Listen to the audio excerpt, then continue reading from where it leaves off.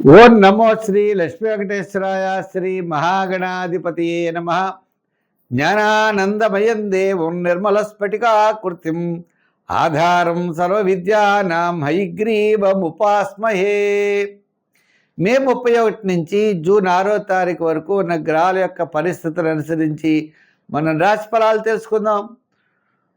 మరి కుంభరాశిలో రాహు, మీనరాశిలో శని, మేషరాశిలో కుజుడు, వృషభ రాశిలో రవి, గురుడు, శుక్రుడు, మరి బుధుడు, ఈ 3 గ్రహాలు కూడా మిథున రాశిలో ఉన్నారు. చంద్రుడు వృశ్చిక, ధనస్సు, మకర రాశుల్లో చంద్ర సంచారం ఉంటుంది. మరి సింహరాశిలో కేతు యొక్క గమనం. ఇటువంటి పరిస్థితుల్లో మనకి ఏ ఏ రాశుల వారికి ఎలా ఉన్నాయని చెప్పి తెలుసుకుంటూ, మరి ఈ వారమే తప్పనిసరిగా గురుడి యొక్క బలం మారుతోంది. గురుడు చేంజ్ అవుతున్నాడు.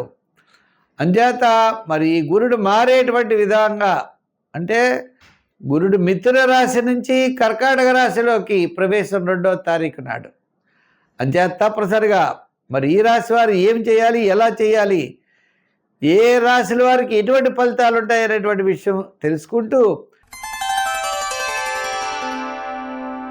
ఈ సింహరాశి వారికి ఇటుపైన చాలా జాగ్రత్తలు తీసుకోవాలి. కత్తి మీ సాము లాంటిది. అష్టమంలో శని, వ్యయంలో గురుడు. మరి ఎలాగా అంటే కుటుంబ ఆర్థిక సంతానపరమైన వ్యవహారాలు జాగ్రత్తలు తీసుకోవాలి. శ్రమకి శ్రమ, వ్యయానికి వ్యయం, ప్రతిదీ చికాకు, మనం ఏం చేయాలో తోచనటువంటి పరిస్థితి ఏర్పడుతోంది. బంధుమిత్రుల యొక్క సహాయ సహకారాలు తగ్గిపోతాయి. నూతనమైన ప్రయత్నాలు ఆలస్యమవుతాయి. మీకు రావాల్సినటువంటి పాత బకాయిలు ఆలస్యమవుతాయి. ఇది పరిస్థితి. అయితే ఈ వారం మనం బాగా ఆలోచించినట్లయితే పర్వాలేదు అన్నట్లుగానే ఉన్నది. అంచేత మీకు వార ప్రారంభంలో వివాదాలు ఉంటాయి. వారం మధ్యలో చిన్న చిన్న పనులు ఉన్నాయి. వారాంతం కార్యజయం, ధనలాభం, బంధుమిత్రుల యొక్క సమాగమం, నూతనమైన ప్రయత్నాల్లో అనుకూలత.